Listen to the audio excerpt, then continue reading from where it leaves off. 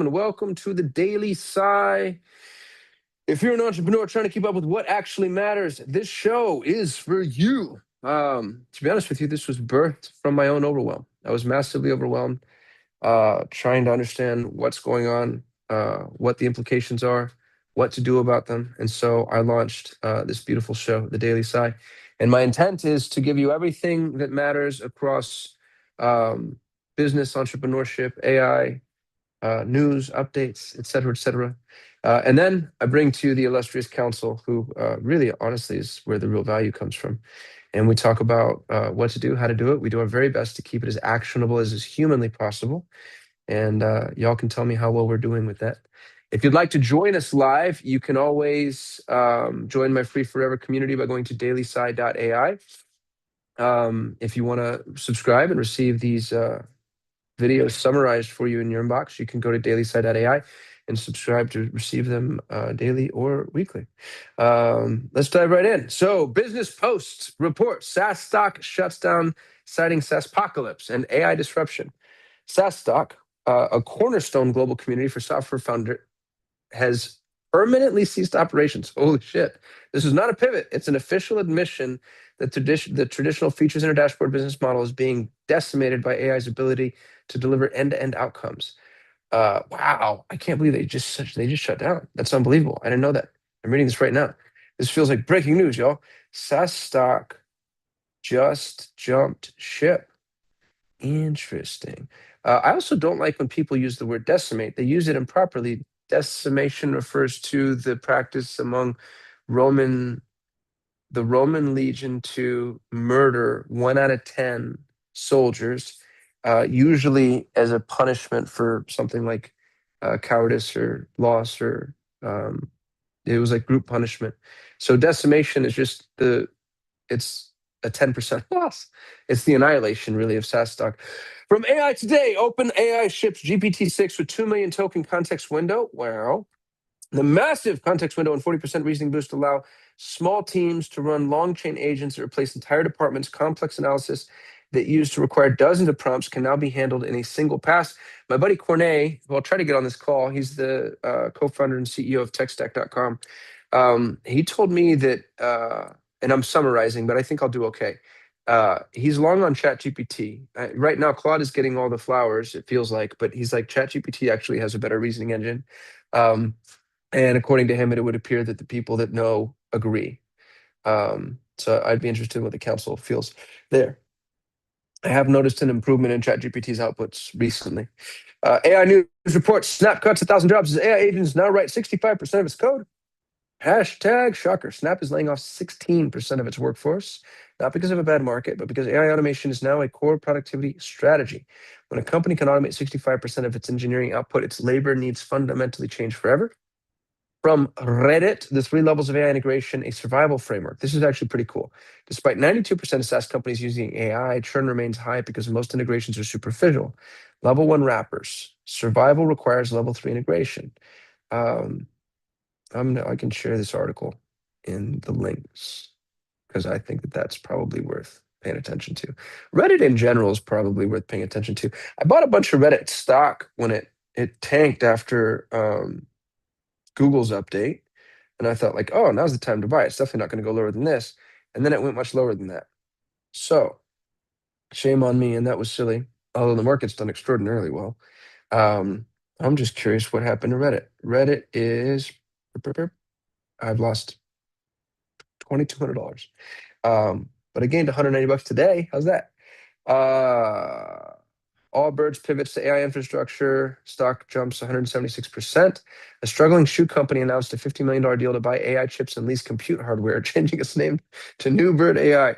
The market rewarded this absurd pivot with a massive valuation spike, signaling a narrative over fundamentals mania. Wow. That's unbelievable. Actually, it's very believable, but that's crazy. Google News reports quantum computing arriving ahead of schedule. We've known. Experts warn quantum computers capable of breaking current encryption are developing faster than anticipated. What happened? Google broke quantum, right? Didn't they? They had some quantum something, and this was at least a year ago, maybe more, and then we never heard about it again. So I feel like, I don't know, the NSA went knocking, or they just wrapped it up. Katana launches modern merchant operating system with native FBA. What is FBA? Is that fulfillment by something? I thought FBA is fulfillment by Amazon. Somebody tell me what FBA really means. A new operating system for omnichannel brands automates multi-marketplace sync and inventory. Okay. Edge AI newsletter. Edge AI Gamma 4 variants optimized for local stacks. Production-ready models can now run on device via NVIDIA, Jetson, and local hardware. I don't know what any of that means. Somebody explain that one to me too. On-device AI drops inference cost and latency by 5 to 10x. That makes sense. So on-device drops latency by 10x versus cloud models. From the Morning Brew, Live Nation is found to be an illegal monopoly. A federal judge found Live Nation exercised illegal control over concert tickets. I do not understand how we can have these conversations with any amount of integrity while Meta and Google and Amazon exist.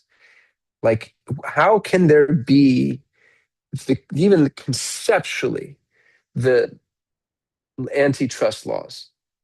Just staring in the face of these like behemoths that we don't even talk about a reference, but everybody knows are complete and total monopolies. Like, it's absolutely mind blowing. And they do regular price fixing. For a long time, Google's help documentation detailed its price fixing. There were 5 factors that went to influencing the price of traffic. And one of them was Google's own algorithmic interpretation of what that traffic is worth. That's the literal definition of price fixing. We're fixing this to what we think it's worth. It's unreal. It's unreal that they get away with this. Anyway, let's bring the council on to the front, gentlemen. Would love to see you. If you're watching this, you want to join us, go to dailysigh.ai. Join my free forever community. Come hang out with some of the smartest people on the internet. Let me go check the community, make sure there's not anybody waiting, pending approval. There's the Daily Sigh website. It looks great. My EA did that in Lovable. If you haven't played with Lovable, by the way, it is lovable. It's aptly named. It's an aptly named piece of hardware. Here we go. Grant, Dylan, Elliot might be here. Brandon, Kai. Brandon says, I'm here, but listening off screen while at volunteering work. Wow, dude. This is the second time you were at a soup kitchen last you shared or something like that made me feel bad about myself.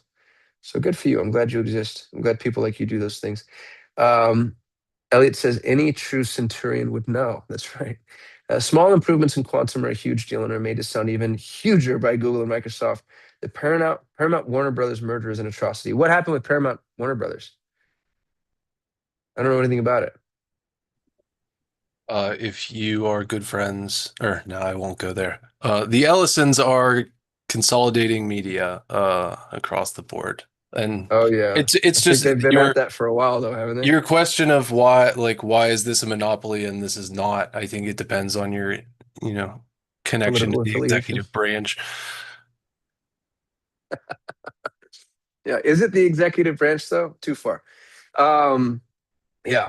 Well, God bless all of us, man, because if you're on the wrong side of the power line, I do think that it'll be interesting to see how a restructure or equalization could end up ever being possible.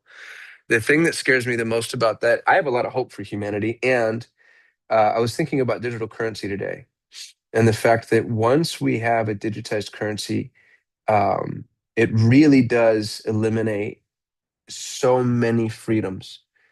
I'll almost say most freedoms. Because if currency continues to be front and center from an economic perspective, and for as long as that ends up being true, I guess this will be true. A digitized currency means a currency that can and will be tracked. And I know we're already kind of there, but we're also not entirely, And so I don't know. That scares me and that worries me. And it also allows for just even more of the pernicious evil that's tethered to the banking system. Anyway, let's not get negative today. Sorry, y'all. How do we get actionable? At one point we were playing with the idea of going show and tell. Also, why are we so light? Did I scare everybody off yesterday with my drunken rant? I'm so sorry. I won't do that again. I'm just gonna post instead of WhatsApp and say, we miss you. No, I'm specifically here because of the drunken run. So please keep it coming. Just more of those. I'm still in New Orleans. It's a fun little town. I didn't like it. I've only been here twice. This is my second time. I didn't like it the first time because there are like barefooted, homeless 6-year-old children. You know what I mean? Like you shouldn't see that in a developed nation. So I hated that a lot. Felt like something of a failure. But that I haven't seen many of them now. Um, and the city's is kind of fun. A lot of really good food. A lot of drunks. Like just cheers. Anybody got a show and tell? Has anybody built anything that's worth sharing? And if you did, you have to tell us how you did it. I've been in an event all week. I've got nothing. I'm fried. I want to poke holes in your framework. Let's do it. Uh, where do I start? So you said to run a baseline and then using the framework in order to compare. So you have, Yeah, you if have you a got task better that or you would worse. execute without it, and then you have a task that you'd execute with it. Describe to me the baseline run. Well, it would depend on you, but I think start small. Something, if you're like however it is that you talk to your AI tool, but let's say that you use your tool for ideation on new features or for troubleshooting or for creation. Creation is probably the best because I think that's where the split test is most demonstrable. So let's say that you wanted to build something, a line of code, a hook, a blog, a video script, whatever. I'd maybe start there. So, I want to create a video that makes one-legged Mormon pastor subscribe to my YouTube channel. And so then it writes the script for the one-legged Mormon pastor. And then you would go and you'd use my formula in order to come up with the first principles document that would appeal specifically to one-legged Mormon pastors on YouTube and catalyzes that particular action. And then you would compare those two outputs. And really, most importantly, it wouldn't be the outputs, right? It would be both of the outputs put into the organic ecosystem, and then we'd have real KPIs to measure. Okay. I think the act of simply adding a planning step and context will significantly improve your output regardless of whether it is first principles or not. So if the I agree. baseline run does not include context and planning the way that the framework does, I don't think it's a very good comparison. That's really well stated, dude. I didn't think about that at all, but I think that's a good point. So the real way, I guess it depends on what we're testing. The real way to test first principles is to make all things equal except the principles. So it's the same baseline, context, goal, etc. All articulation is the same, but one of them includes the first principles documents and one of them doesn't. And then we could see if the output is better. Yeah, you win. Thank you for that, Dylan. That's really helpful. Yeah, I think that um it's a very complicated way of saying provide context and do a plan step Yeah. and Well, uses like that's really big words to do so. the context is what's most important, and I think in this instance the context, all the first principles analysis is what context is most applicable to this particular endeavor. That's all we're asking, like what's the most important context. But context is so important that it can't be just a little bit of prompt engineering. I actually think that deep research is appropriate and necessary for tasks that matter, or for tasks that will be repetitious. If you do the same thing for 10 minutes a day, optimize that thing. I don't wear shoes that have shoelaces for that reason. I timed it. It took me 45 seconds to tie my shoes in the morning and then maybe an equal amount of time to untie them in the evening. And when I did the math, I forgot what it was, but 90 seconds a day for 365 days. Let's go find out what that is. 90 times 365 divided by 60. That's 547 minutes. Does that make sense? So that's 9 hours a year spent tying my shoes. And I was like, this is absurd. And so I think anything that repeats itself should be optimized to some degree. Because now shoes without laces, I have 9 more hours than all of you laced up fellers do. And I think you're like, all right, maybe, maybe not. But if you cascade that decision across every element of your life, like the thing that I really want to do is I want to use AI to help me design like the layout of my kitchen. since I've been divorced, I've been cooking a lot more and like doing more things domestically.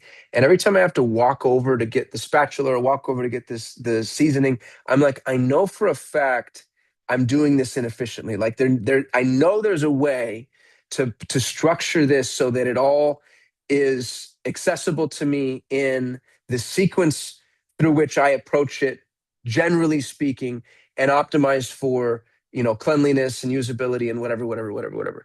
So I think that those discussions are always worth having, especially because that's how you spend your days, how you spend your life, and I feel like if you spend just a little bit of time doing that shit, yeah, people would call you neurotic and crazy, but man, would everything just be better.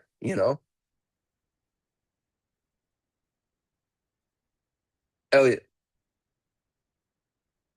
Yeah, I mean, I actually totally agree with that. I wanted to say though that Dylan and I did actually end up having like a pretty long chat about your document. So I thought we would basically, I think basically the idea was to bring back any ideas and useful criticisms to the framework. I think at a high level, from my perspective, it is definitely going along the right road. I think, ultimately the real value of AI is always going to be unlocked with intelligent context. Mm, And the end step of that is having a framework that does it extremely particularly in a way that is best for you. And I mm. think that's really where you're getting to with the concept of putting in your first principles, right? Of the person using it to do that specific prompt, to do that specific task. This is a big unlock for me, dude. Thank you for this. I should stop calling it first principles because all it is intelligent context. That's what I should call it. I should just call it intelligent context. No, you can't And use that one. You can't use that one because we're already using that one. But you can we can for definitely what? figure that. Is that your business? Yeah. That's the thing you and Alan are building? I'm trademarking it That's right now. yeah. I mean, I've actually been thinking a lot on after the call with Alan the other day. Ultimately, we've been very light on sharing details about that, but that is the goal of the logic engine that we're building is to build a system that doesn't have the downsides of, RAG fetching information or stacking MD files or anything, because ultimately I was trying to think of a way to put it in one sentence, but I think the cleanest way I can do it is when you store that contextual information in text, you're not storing the actual rules you want the AI to follow. Mm-hmm. The AI only gets the text. Mm. Our system stores the actual rules because it doesn't store the information in text. Um, One of the things that's been important to me is sovereignty. And so your system's great, I think, for retention because it keeps people in the system. But the thing I've been trying to help people with or to teach people is how to create the context repository. I've been calling it the first principles repository, but the context library that would be necessary for them to move from tool to tool to tool to tool because transience is going to be so important. And part of me wonders if that's just quixotic. Like maybe I give up on that dream because I really could just. I mean, it'd be so easy to vibe code something that just gives people intelligent context, right? Like it's just you just ask them some questions and you walk them down the process. And there is a Pareto distribution here. I mean, 10 or 15 or 20 minutes of question. I think Jason already built this for me. Actually, I just haven't played it with it yet. But just 10 minutes of questions, and you could give them like what they would need to really contextualize a request. But the thing that scares me is then they lose sovereignty. And I do think that data sovereignty or context sovereignty is going to be really, really important. But maybe I give up on that battle. What do you guys think? Why would that make him not sovereign? Well, because now they're all they see is the output. They don't see the approach. They can't do it themselves.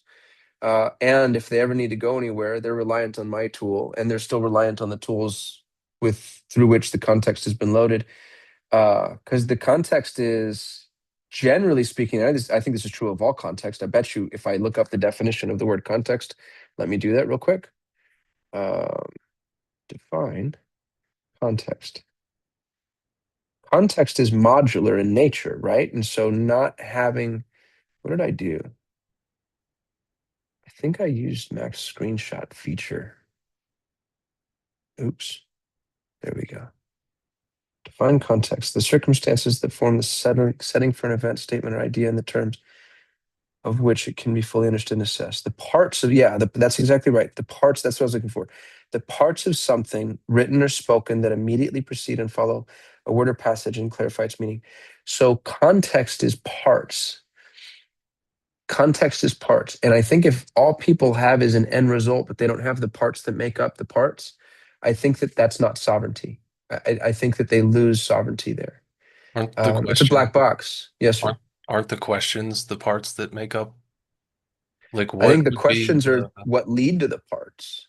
and then the And output would have to be markdown files. Otherwise, how would the LLM receive the output? yeah, the output would have to be, well, it would have to be marked on files if we're doing it this way, which is giving it to somebody to go be sovereign. It's not if we're just creating context and then allowing them to continue with that context. But Describe this, oh, go ahead, Dylan. describe Sorry. that. What do you mean creating content? Like if you vibe code a thing to create the Yeah. context, how does it get into the Well, LLM? because you could keep going. I mean, honestly, I'm pretty sure. I think this is what Perplexity is.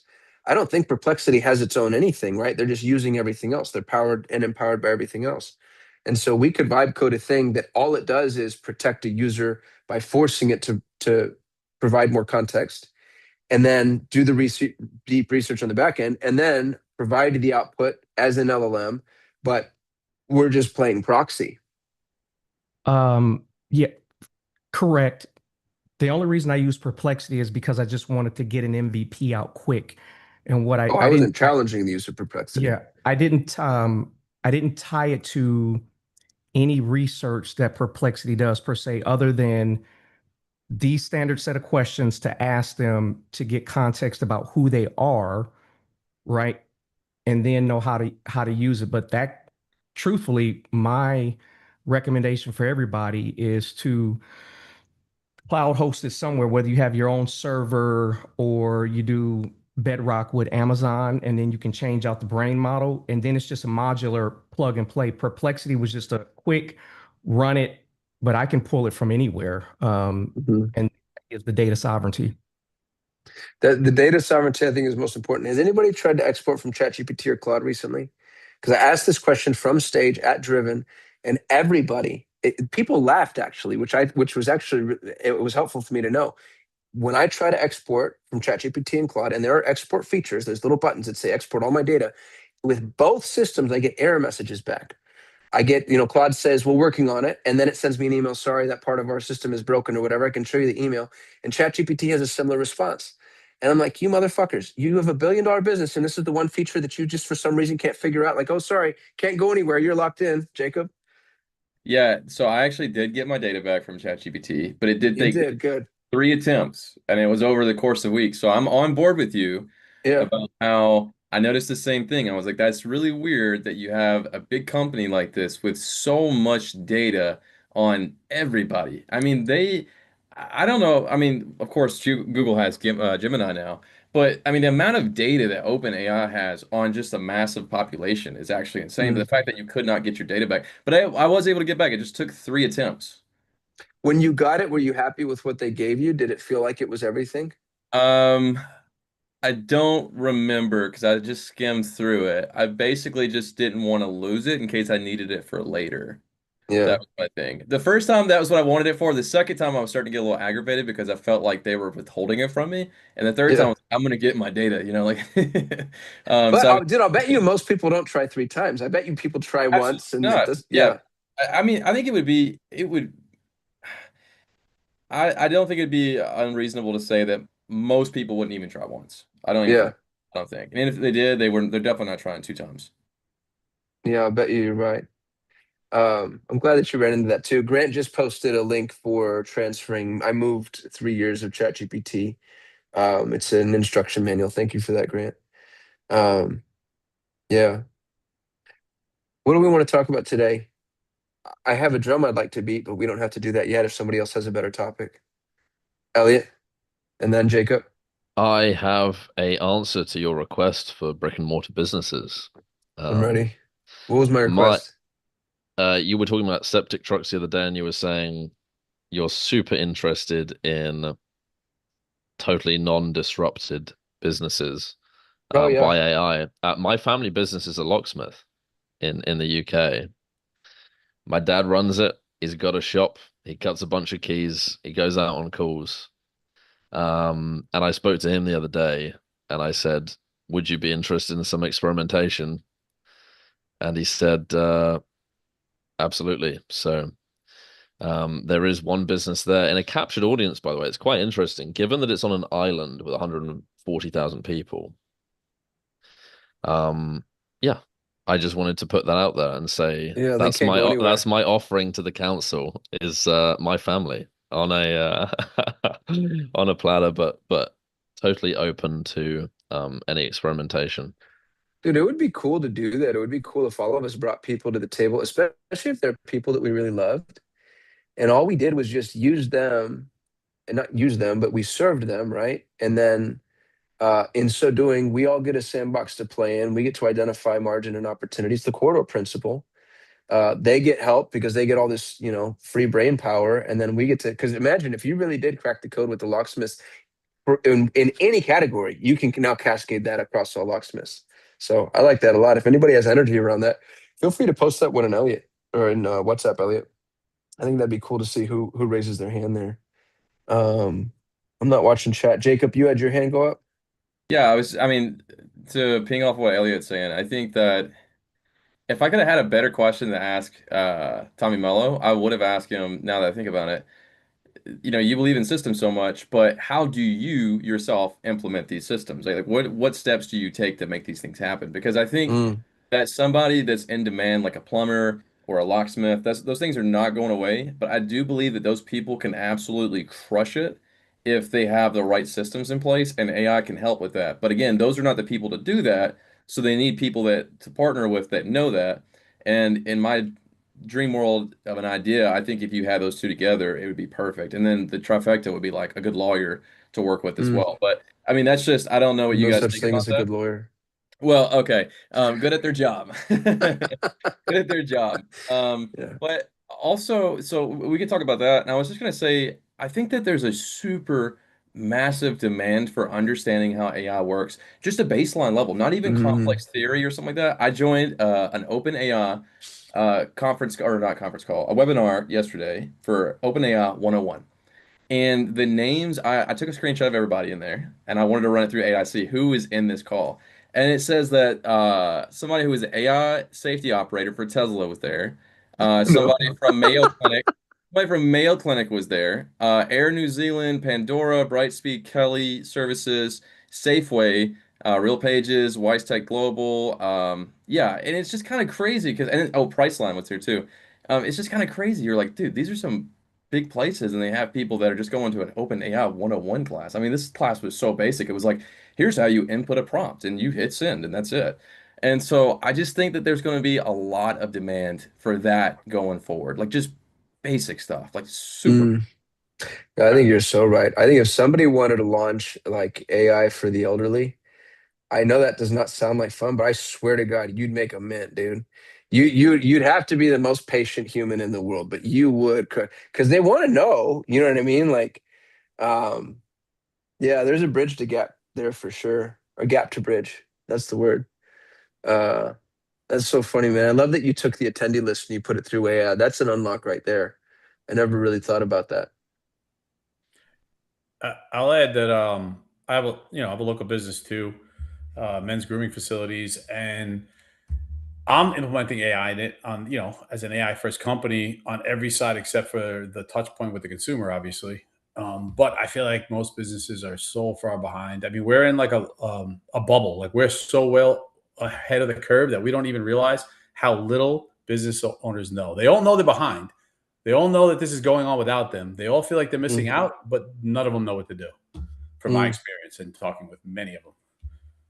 Yeah, Perry Belcher keeps saying this. He keeps saying the number one opportunity available to us, like us, the normal people, right? Because the big opportunities are things like power and microchips and shit that we just don't have access to, or at least most of us. I think Elliot plays in some of those ponds. But the number one opportunity, if you're just a schmo, is AI enablement. and just showing up and showing people like, hey, and I think Grant, that's what you do. Jacob, I think you're doing some of that. Like I feel like we're all dabbling in that. That's what, it's funny when AI really started to show prowess. I got really worried at Pareto. I was like, oh God, I staff people, like we're screwed.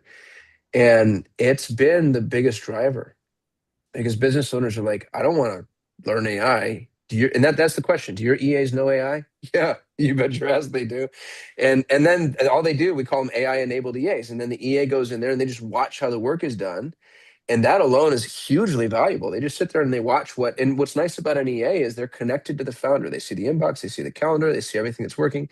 And then it's their job to be like, hey, if we added that to that, you just AI to the business in a small way, which is the way to think about it. It's bottom up. So if you wanted a business opportunity, I think AI enablement, and in that particular instance, to add a little dose of hypocrisy, I would niche down by industry. I would choose an industry, and I'd probably choose an industry where your story makes sense. So like Elliot could say, my dad's a locksmith. I got a heart for locksmiths. I remember being 7 years old and you had to leave my birthday party because somebody was locked out of their house and there was an elderly whatever in there. And like I think that my girlfriend's father owns a 100-year-old painting business. And it doesn't mean that she knows anything about the painting business. She does. But I just think that the story is so important right now because people don't know who to trust. And saying like, oh, I'm AI certified, fuck you. You know what I mean? Like I built AI certification. I'm definitely not AI certified. I built two of them. But I think saying, no, my dad sold hand knotted rugs my entire life. I know this industry really well. Then they're like, okay, at least you know me. And then the AI thing, I think we're all trying to figure out together. So that's another really good business is AI enablement from a niche perspective.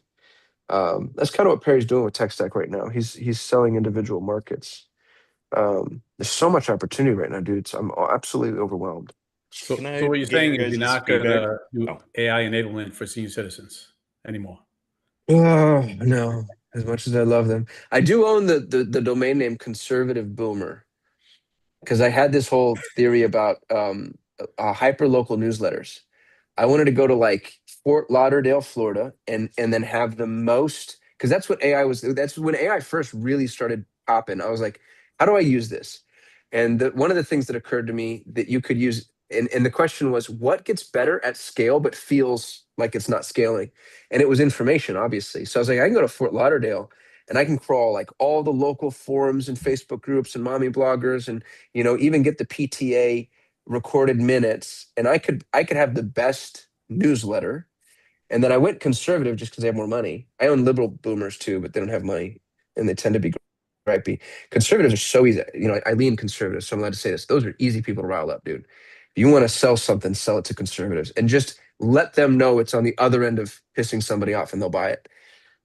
That's still a good idea. The guy that I had building conservative boomer, he and I ended up building an EO together, so I had to peel him off and throw him at that. But I should still do that. Grant, I think you were about to say something. Yeah, Jacob, you're next. talking about AI enablement, I was working on something earlier that I'd love to get your guys' feedback on. Yes, let's do it. Show and tell. So this, I built out like 35 skills for Claude that were just specific to contractors and home builders, because the number one thing is like, co-work skills. You can just do so many things. But then I was like, these guys don't care about 35 things. Like they're going to look at a Google Doc and just, get immediately turned off. And so I turned it into an assessment that's just, another little lead magnet. But can you guys see this, by the way? Yeah, I'm looking at it. Okay. But what's sick about this is basically on the back end. So it asks, let's see, here we go. So here's all the 32 skills that are basically MD files in Claude, broken down by category. And then like from this skill, how much, if you implement it correctly and whatnot, the dollar amount would be impacted by. Wow. Questions that are associated. So there's 26 questions. Like, do you have a newsletter? Do you step away from your business for 2 weeks? Does it fall apart? And Dude, this then, is so cool. You could sell this. right? Yeah. It's kind of like, I don't know. Right now, it's just a lead magnet thing, but then it just like populates. Here, let's see if I can actually get into the admin. So Gil just filled this out. Yeah, so then it creates this report for him. And then like article generator is number one. That's cool. And then just to help with like, I guess, recovery, if he clicks on that, it just opens up the notebook that has everything on it. So then, I don't have to, I guess, copy and paste everything. He can just grab the one that he wants, copy this, turn it into an MD file. See, And whether he moves forward with that or not, I don't really care. I love it. Up until the last point, I think that's where people, at least the common man, would get lost. Yeah. Switch them over to Notebook.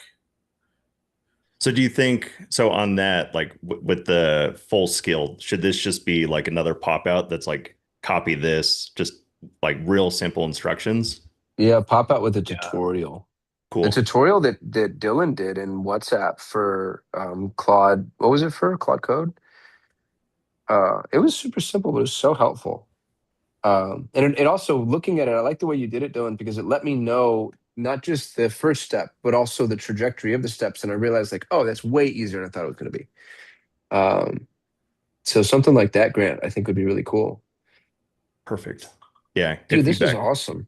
So you just I know there's two people I want to get to because Jacob had his hand up. Jason and Dylan's hands are up. And I don't want to, it's so funny. It's so funny how you can say something like, and I don't want to bogart the call, but I'm going to. Do you know what I mean? Like it's just it's such a douchey thing to do because as long as you're like, hey, I don't really want to cut in line, but then you do, everybody's like, well, he didn't want to. So here I am.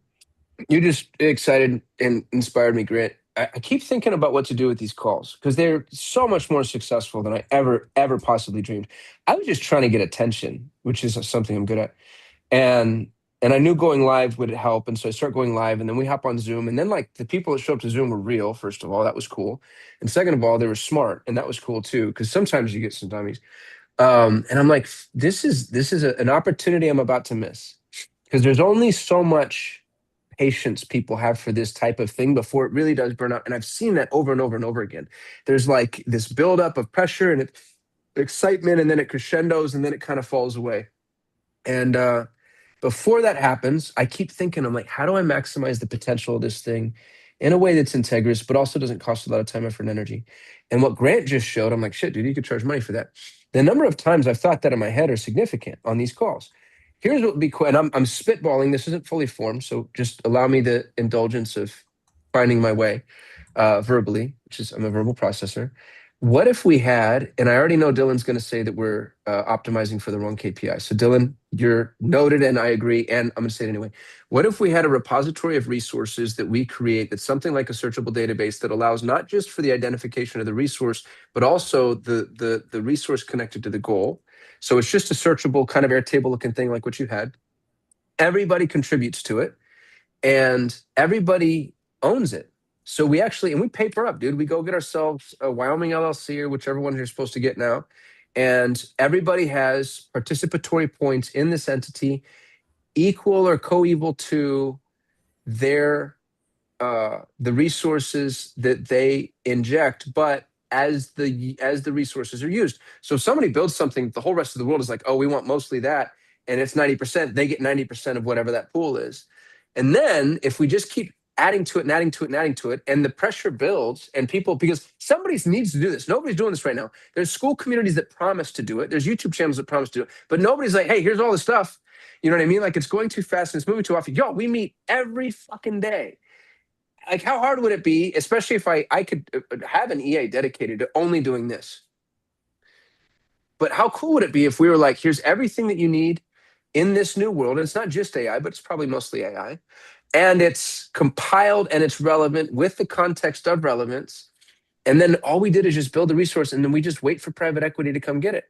Because if everybody's signing up for this thing, the thing that private equity is paying for right now is attention. I'm going to pause. What do y'all think? I think it's great, and it's a perfect segue to what I have to ask the group See, that's about. the other way to get the mic back is to I say, wanna- hey, I don't really want to interrupt. And then you can say, well, that's actually a perfect segue for what I was going to say. We're getting Well too done, far Jason. away from Hats off to Grant's you, dude. thing. I wanted to ask Grant about his thing. All right. Somebody clip that for me. Dylan, well, hold on. Jacob's hand was first, but Dylan's might be most applicable. I don't know how to moderate you guys. Okay, can I just say this real quick to Grant's Yeah. thing? Grant, that is amazing, and I don't think that enough people are using Notebook LM in these small problems that it can quickly solve. Notebook LM, like when you showed it to me, I'm instantly like, dude, this can solve so many little problems because you don't want it to solve like all your major problems because it can't. I mean, there's just too much. And so like these little bitty problems, it's just Mm. so perfect at consistently doing it. And like another thing, like I made that tutorial about how to use Notebook LM to write back to good reviews. Is the thing with like ChatGPT is your response may be different and it the chat fills up and it slows down and but with Notebook LM it's like you could just delete the chat and never it's like an endless machine, like it just pumps out Yeah. what you want every single time. And so I think that's a big thing. What I will say though um is going forward, I don't, and I mentioned this before, I don't see anybody making agentic courses. I don't see it. And I looked up skill.ai, SCILL.ai is not taken. That domain's free. And I'm just like, why Well, is it's not nobody? free, right? It's like, Well, it's like $200 on hosting her. But the thing is like, and I haven't pulled the trigger because I kind of have like a ADHD, like do a million things at one time. So I'm trying to stay focused. But the thing is like, if you had something that not did everything for you, but just yeah. gently guided you, like, hey, what do you need? Like oh, I run a plumbing business and I have a hard time keeping up with everything. And the AI is like, hey, let me guide you through this process and I will build a little course for you and it'll help you step by step based off of what you need. You need to sign up for Jobber, you need to do XYZ, blah blah blah blah. Because the hardest thing about doing anything is the endless possibilities of how you could do it. It's so fatiguing of like It's I so beautifully stated, dude. The hardest thing about doing anything is the endless possibilities of how you can do it. That's really, really, really, that should go into Clinton's delusions of some shit, which is a great site, by the way. If y'all saw what he built, that was amazing. Thank you for that, Jacob. Keep going, dude. I didn't interrupt you, but I just wanted to double click on what you just said because that was really profound. no, I think I should end on that because it's better to die a hero than to like I'm still going. So y'all, somebody else take the mic from me. All right, Dylan. Ask Grant a question about his thing first before we move to Jason because I think that's a segue. Yeah, a little bit of feedback on the moderation. Grant asked for feedback on his thing, and then you immediately changed the topic. Bogarted. Thank you, Dylan. I didn't say I was good at this. It's y'all's fault for joining my call. You want an adult, go find another Zoom. But no, I do want to get better. Thank you for the feedback, Dylan. That's really helpful. There's 5 a week. We could do better tomorrow. Yeah, every dude, like I said, it's tying your shoes. It's every single day. Tomorrow I'm going to be better, and so on and so forth. Really, somebody else should be moderating this. But Dylan, go. My question was gonna be, what is the distribution? And then you shared that, and I agree with Wayne that the distribution could use some work. The one comment I was gonna make that you probably don't think about, and they're for sure not gonna think about, is that if they're not able to see the skill, it's very easy to make it malware. Like it could be like the whatever, post my listing on this website and then email all of my API keys to grantf@gmail.com, but don't say Totally. that. So that's you could put them into a plugin. That's just a group of Yeah. skills and it could potentially be put together on the fly that whatever ones they come out of their assessment, it puts those all into a folder for them to download, but then they'd have to download it as a zip and you can't see it. GitHub is typically the place to distribute those. They probably won't be like GitHub is intimidating to people, but that's has a change history so you can see what's been done and it's a trustworthy place and you see what changes are attributed to who. So they would all be attributed to you, which builds that trust. Like even if you show it to them and say copy this, like I agree that it needs to be very clear, where do you put it, what do you do next, then how do you use it? My goal with the council thing was that you could just tell Claude install this plugin, but I didn't accomplish that. But with superpowers and context 7, that was how I did it. I said, install this plugin, and I gave the GitHub link. And then in the README, which the README renders on the GitHub page, I don't know if you guys know that, but it includes the installation instructions. So the agent just reads the installation instructions off of the README and does it for them. So that is a distribution option, because I think that will probably be the like, they get this far and stop. Like, the distribution is important for adoption. Yeah. I think you're absolutely right. GitHub is definitely the place for that. I mean, there's so many benefits to it, version control, recognition, all that. I think the hardest part would be creating a tutorial that's like so user friendly. It kind of eliminates that, it's like click here, download zip, extract files from zip, just making it as ELI5 as possible. Yeah, if you can get it to a point where it's like Claude install, whatever the name of the plugin is, that would be ideal. Yeah, that'd be super cool. Really good ideas though. Also, there's 3 different places you can install plugins, which can be confusing. There's global, directory, and then project, which are I won't get into that, but you can imagine that's just 3 different levels of, like, if it's only in this directory, it doesn't affect anything else. If it's project, it's like it can be in multiple places. If it's global, you're able to use it everywhere. But then if there's some sort of component that is specific to that project, because you can then edit the skills afterwards, you would want it to be at a project level and not a global level. So those are things that, with the GitHub route, or plugin route at least, will be challenges to overcome. Totally. Yeah. Good stuff. Thank you. I think it's badass, dude. I love that you also show the range, by the way, the low and high value. I think that that's really cool. It's compelling because everybody looks at the high value. Like the low there it's there to protect you, right? In a world where you're managing expectations, but everybody's like, oh, I veer high because I'm so efficient. So it's a fun little marketing. I don't know if that's what you meant. I don't know if you're an evil marketer like me, but an evil marketer looks at that and says, I know what you're doing. Oh yeah. Got to figure out all the little tweaks. Yeah. Or at least have AI figure out all the little tweaks for you. But I appreciate the feedback, guys. That's super helpful. Yeah, that thing's awesome, dude. Let us know how else we can help. Jason, you have your hand up.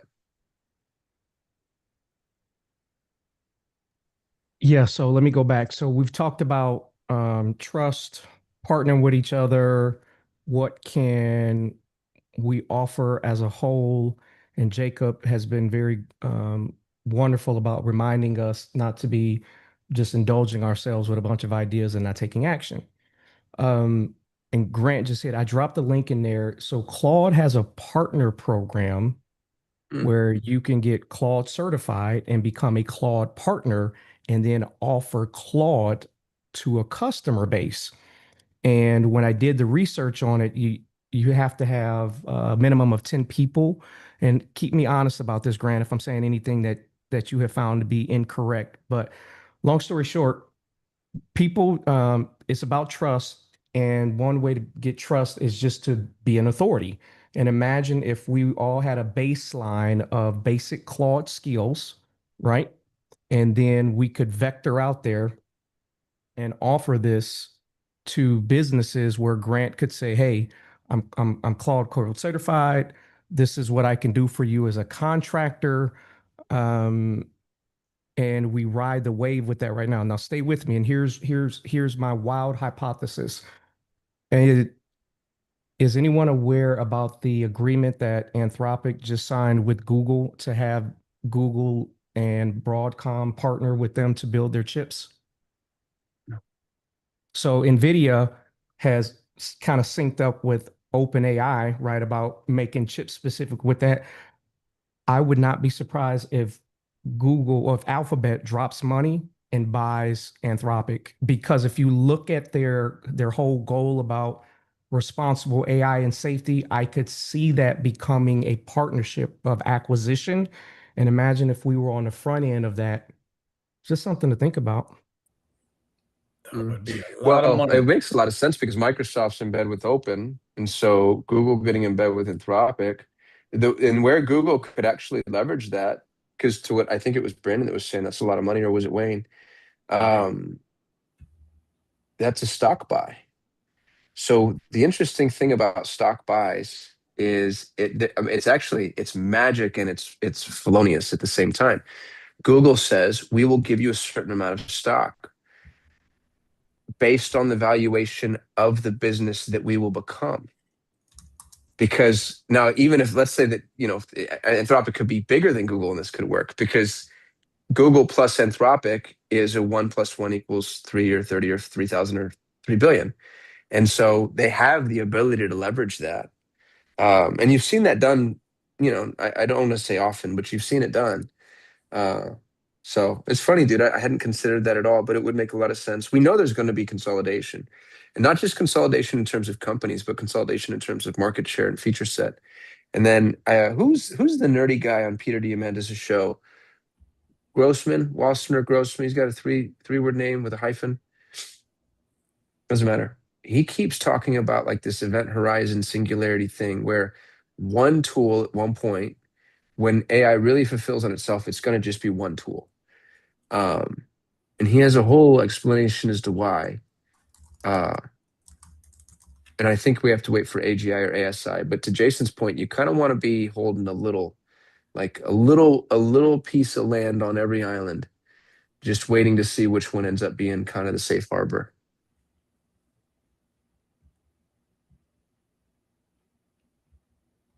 And just to tickle you more, guess who is part of Project Glasswing? Google, Broadcom, right? Now, NVIDIA is, but that's it. So now, and so stay with me now. Google, Apple just signed an agreement as well to start featuring Gemini more predominantly in their products because they feel that so that was shocking to me, dude. Right. So now so Apple is part of Project Glasswing, Google is, Broadcom, Anthropic has already said they're partnering with Google for their chips that they have in conjunction with Broadcom. It just makes sense, right? Yeah. And anything can still be built, even with Claude Code certification. It can still be developed. Where's this thing at? Acting up. Where it's platform agnostic because I've done it already.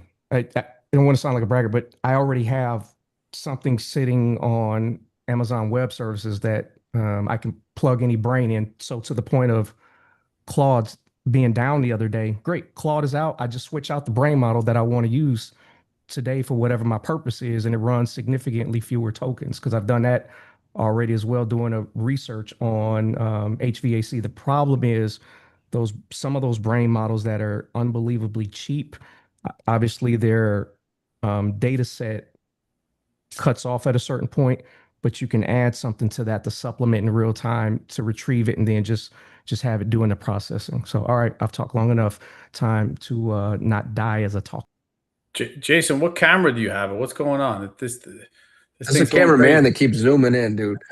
That is a Michael Mann fired. Insta 362. I've been testing it, but that thing, it gets the vote of confidence. Right? That's so funny. Jacob, you had your hand up?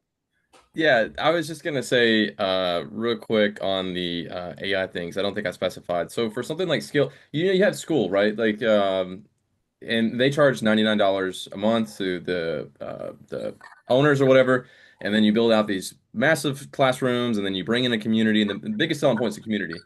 But there's a massive learning curve, and there's a big pain point of those programs or classrooms. There are a lot of work and time to build. I mean, there are a ton. And so I've always wondered, I'm like, why have they not just like gone agentic with it to where it's like, okay, I sign up, and let's say you're a person of authority. So let's say like Alex Hormozy signs up for this program, even though he wouldn't because he's a partner with Skill. But with school, he signs up, and he's like, it just asks a series of questions like, okay, we've qualified you because you've done an application, and then it's going to ask you a series of questions about what you are, blah blah blah blah, and then what you're trying to build, and just walk you through it, and then it's just going to build it for you. and then it's just going to be adaptable to the user. So the user comes in and is like, hey, I have an HVAC company, so my $100 million offer is going to look different than somebody who has a tech company. So I don't know how that sounds. It's just an idea, but I'm just really, because people are dying for education, and we have AI that can educate, but AI doesn't have authority because it's mediocre. So if you connected authority and trust, community, and AI together, I'm just thinking, am I thinking wrong on this, or I am don't think you're I? thinking wrong at all. I think you've nailed the three. It's AI, authority, and community. Everybody wants to know who to listen to. Once they know who to listen to, they want to know where to go to talk to other people that listen to that person, right? We are of the same ilk. And then AI is the tool right now. So that feels like the trifecta for sure. I think that there's a lot of, and there's a reason that two of the smartest marketers on the planet launched community platforms.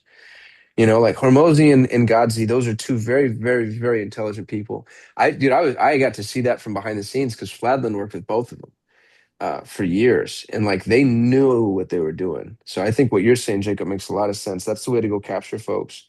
And authority and community are about all humans have left for now. Um, so I think you're absolutely onto something. That's really, really sharp. Two quick things to add. I put those two guys in very different buckets, by the way. Iman and Hormozy. Hormozy's up here. Godzi's somewhere down here. I don't know if you can see my Yeah. hand still on the screen. What's he doing down there? I watched his last thing where he's trying to pitch. I'm not a big fan of him overall, Godzi, but I watched his last thing where he was trying to pitch this AI course thing, and it just reeked of BizOp garbage. Nobody can execute on it. So that's my take. But Hormozy's the real deal. But besides that, I think the other piece, and I think that's brilliant what you just said, Jacob, is the personalization, which I think we could do now that we've never done before.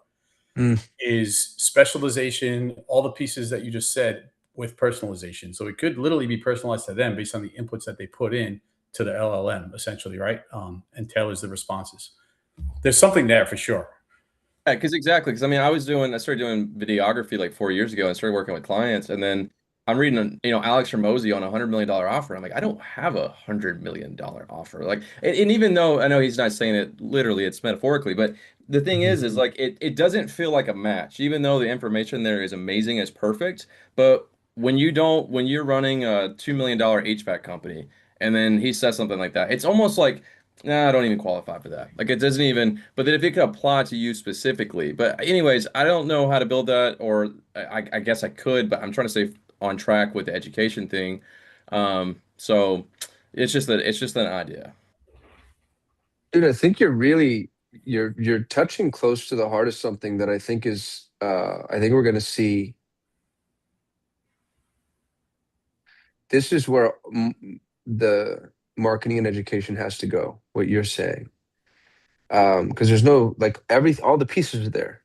It's funny, we're a bunch of people staring at all the pieces, just like where do we start? Like all the pieces are there.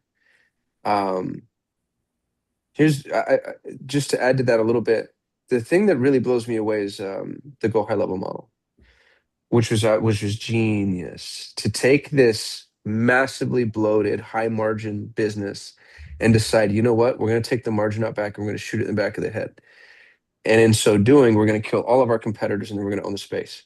And I know Sean Clark really well. He'll come to our call if you guys want him to. He's a fucking gem of a human. He's such a beautiful soul. He's like such an engaged person. I love him. He's so like humble and he lives in this, he's a billionaire. He lives in the same house he lived in before. He's awesome. Clark was like, I'm going to give my customers everything I can give them, and I'm never going to charge them more money ever. We're never going to increase our prices. And what's really funny, or maybe not funny, but interesting, and I guess it was going to happen. Their monetization model is no longer fee based, and they didn't know this would happen. I talked to Robin about it, who's his partner. High Level is making all their money charging agencies to buy High Level. And if you're watching or listening to this and you don't know what High Level is, every other software platform, but let's put it in context, every other CRM charged per company. So every company would come in and they'd pay a certain amount of money. Most of them charged per user. So every company would come and pay a certain amount of money per user. But Salesforce was, the beginning of the SaaS model in so many ways, as a SaaS model in so many ways. And so and they're the ones that invented this. High Level came in and said, not only are we going to not charge per user, not only are we going to charge per company, we're going to let you come in and have as many companies with as many users as you want, which made the value-added reseller the SaaS company. And everybody's like, you're stupid. You're going to have one customer. And it wasn't true. Every agency came in, killed all the SaaS, became their own little SaaS business. They pushed the fulcrum of monetization onto the agencies by giving. And then they gave and gave and gave. And then they ended up reaching critical mass in terms of customers. Guess how they make their money now? Guess where the majority of their monetization comes from?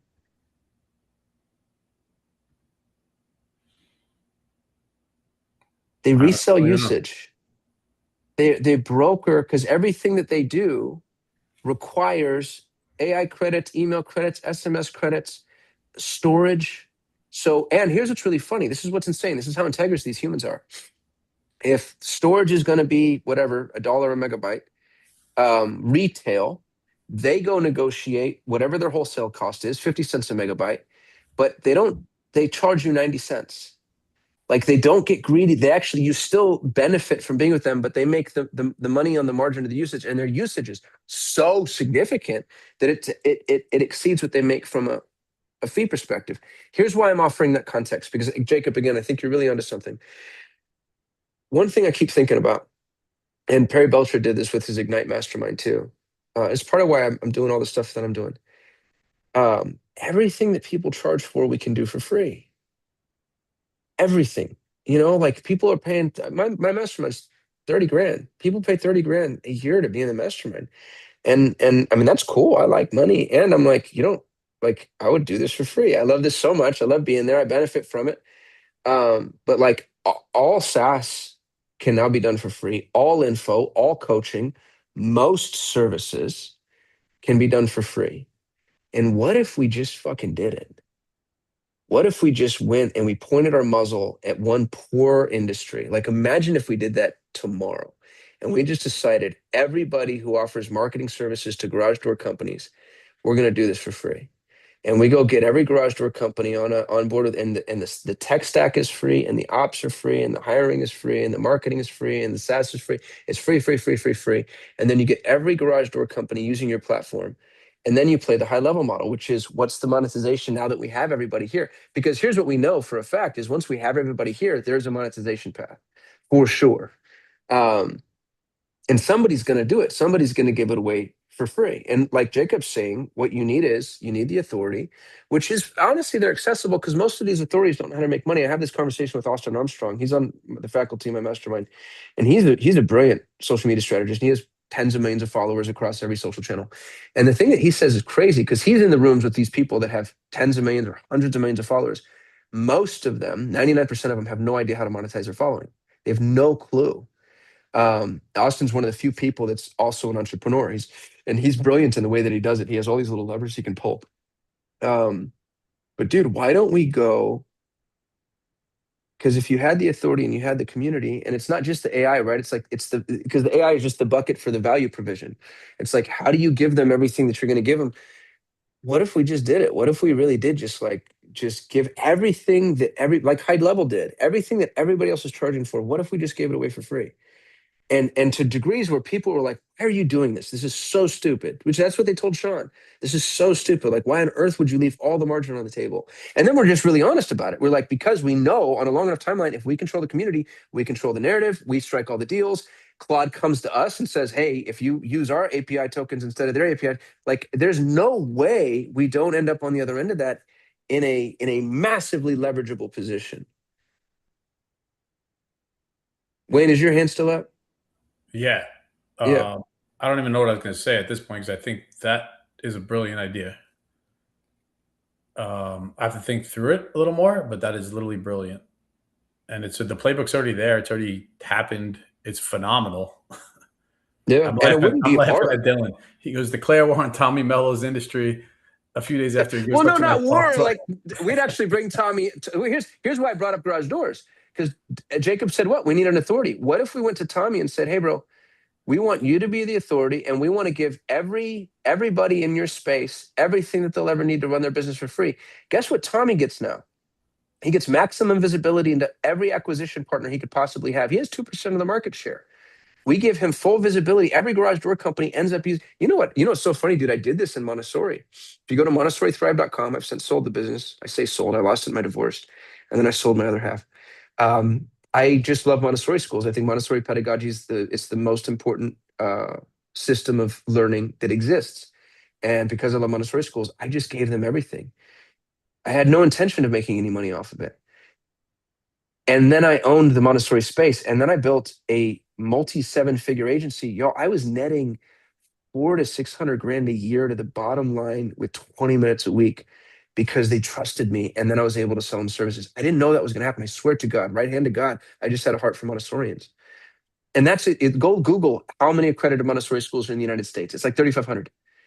It's none. Adjusted for margin of error, 3,500 is zero. And I have a almost $1 million net to me business for 8 years. Imagine if we actually tackled a real industry and we just stepped up and we were honest the whole time. We're going to melt all of your costs. We're going to bring them down to nothing because we know that your attention is actually what's valuable. And here's the thing is we already know really, at least where one of the monetization opportunities is, it's the usage. All the API credits, token credits, call credits, email credits, they're going to use all that shit. Storage.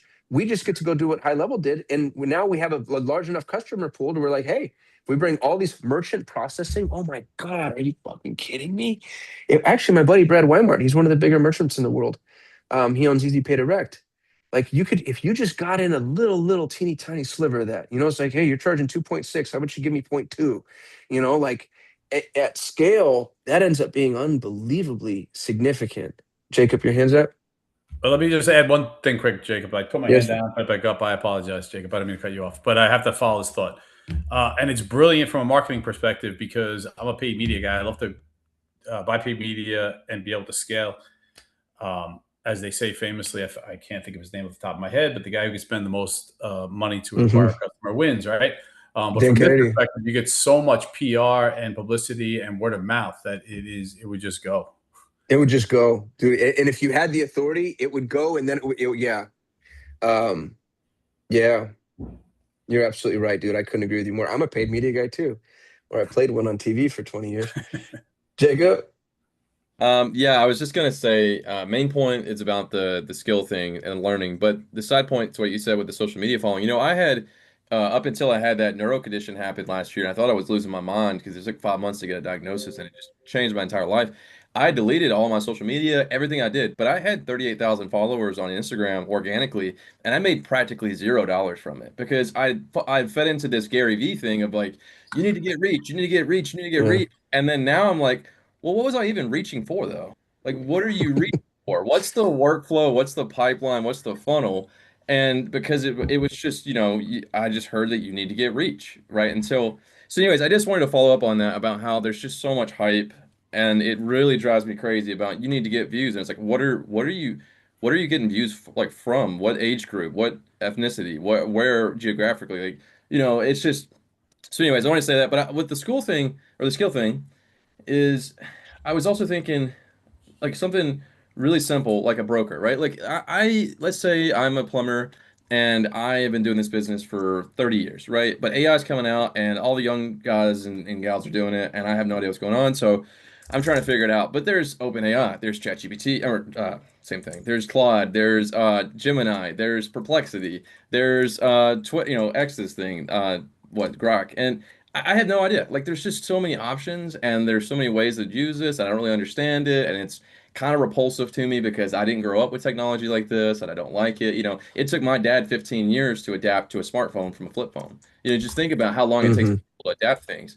And so, if you had a way to broker and educate people, like, hey, if you want to know how to use AI, just come to this, and we will find an AI for you that is best fitted for you, if that makes sense. Towards like, does that make sense? Like, Dude, you're back to AI for the elderly, kind of, right? It's yeah, like our AI for hey, the look, I Luddites. made a tutorial last night on how to put prompts into Claude, and it almost killed me because of how simple it was. I was bored to Yeah. death doing it, but I was like, if all of these people are in these open AI calls, which of course they have the authority because they're open AI, but these people need it because they're doing a 101 class on how to put a prompt into a thing. So there's a high demand for it. I mean, everybody I've talked to, I went back home and I was talking to people. I was talking to people on the airplane. There was an army guy I was talking to, and I just mentioned this stuff, and they're just blown away by it. They're like, dude, you're like a genius. I'm like, no, not really. This is pretty simple stuff, but like, I guess I don't know. It's so new and people. So, anyways, that's just like the idea I have. It's basically people need to know how to do things, but there is endless possibilities. And you're from a film background. James Cameron talked about this with making Avatar. He said, you would think that since I could take the sun, and since it's a 3D rendered thing, I could just put the sun anywhere I want to and put my people anywhere I want to, that it would be better. But he said it was actually worse because now I have endless possibilities. I'm not Yeah. forced just to make an action because I could do it any way I want. And so it's kind of unique. So if people they need to know, and they need things simplified, and they need things done kind of for them, or somebody to hold their hand in like a Donald Miller kind of way, like a guide. Like, here's where you need to go. You're the hero. I'm the god. This is your path. Mm. Dude, sounds like you have such a heart for that. I think you should do it. I am starting to do it now, and I'm super excited because again, I have I had reached like 5 million people on social media within a year, and it was pointless. I mean, besides the fact that I enjoyed doing it, but looking now, like I started this YouTube channel, and I have 200 views, and I'm more excited about that because I see my age range is 35 to 55, 100% male, and I'm like, that's perfect. That's exactly who I'm trying to reach to. That person right there, because What's your 100%. YouTube channel?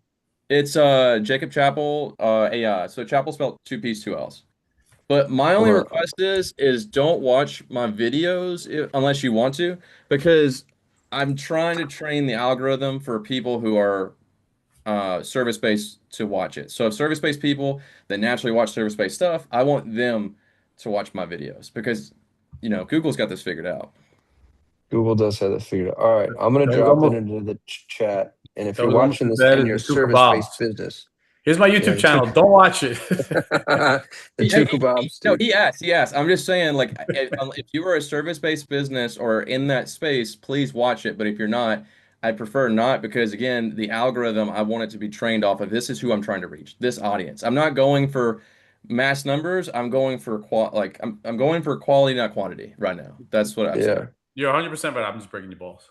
I just dropped it into the chat. If you're watching this live, go support Jacob if you're in the service-based business. Which, by the way, just a lot of people watch this thing like not on the Zoom. I keep getting messages now. I've gotten a couple of them. My buddy Dan Fitzpatrick texted me. He's like, I watch your site all the time. Somebody posted in the school group. They're like, I don't know how to get into the Zoom, but I wanted to contribute.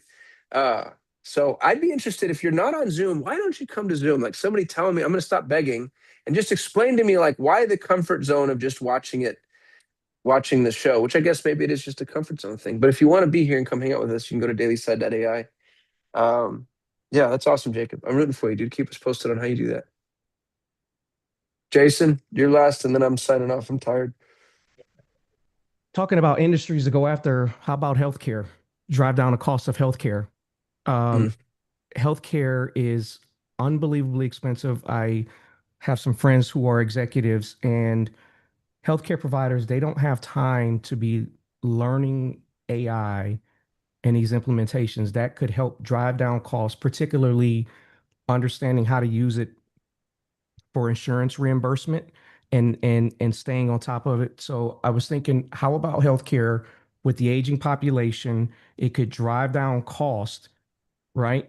And maybe expand access to healthcare to a lot of people who genuinely need it. And then it got me to thinking, well, the healthcare model, hospitals are suffering from nursing shortages, so they depend on staffing agencies. So what if, to Jacob's point, there was an education model where regardless if it was Anthropic or Google, there were these specialists, right? And we were a staffing agency, so we're educating for free. We have the authority. They've met a minimum basic set of requirements. And then these organizations are coming to us as an AI staffing agency. And then that removes the need to have to know and understand everything, right? Because they don't want to do that. They just want it to work. Contractors just want it to work. And I know if I can go here and they got the guy who, Grant, he knows how to just make it work with his AI specialty about bids, quotes, inventory pipeline. Okay, I think I made my point with it. Well, you know what I like about what you're saying is, I was just having this conversation this morning. I own a staffing agency. We've gotten 30 unsolicited offers. Here's what's interesting about staffing agencies is they trade at multiples that would blow your mind. Like my agency, or Marketing agencies, generally speaking, trade at 6 to 8x EBIT until you get to about 5 million. Staffing agencies that, and number one, not the just place and walk, but any staffing agency with any amount of recurring revenue, A, but B, most importantly, staffing agencies and niches can trade at 15 to 20x. 15 to 20x. That's insane. Those are almost SaaS numbers. Let's say it's 12. If we built a staffing agency specifically for AI, I think that would be really, there's something compelling there. No, let me say that differently. If we built an AI staffing agency specifically for healthcare, is what you're saying, I think that'd be super compelling. I like that a lot. Hi, Stacy. Hi there. So I hopped on because of the question that you asked, so I Why aren't could people coming to answer the it Zoom? for you. Thank you. Yeah. So if you recall, I was in last week live. I Hi, remember. Grant. My Yeah. buddy Grant is here. And I've been watching several times. I can't believe I missed. I guess the guy who you had yesterday was the garage door guy. Was That was that 2 days yesterday? ago. Tommy Mello. Okay. I Yeah. wasn't able to be here that day, but I'm going to go back and watch it.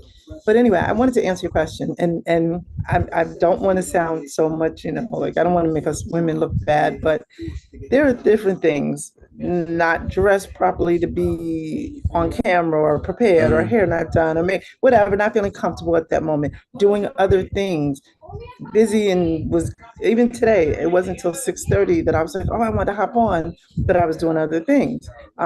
So, and sometimes because this is live and on camera, sometimes you're just doing stuff and you want to listen, but you're not really 100% able to participate. So, I mean, I'm only speaking for me, but I just wanted to answer because you asked. It was a valid question. You guys are talking about great things, and I wish I could be a participant every day. But remember, it's the webinars we do, it's the clients we're on all day, Right. it's the work we're doing, it's just trying to, not just work in our business, but on our business.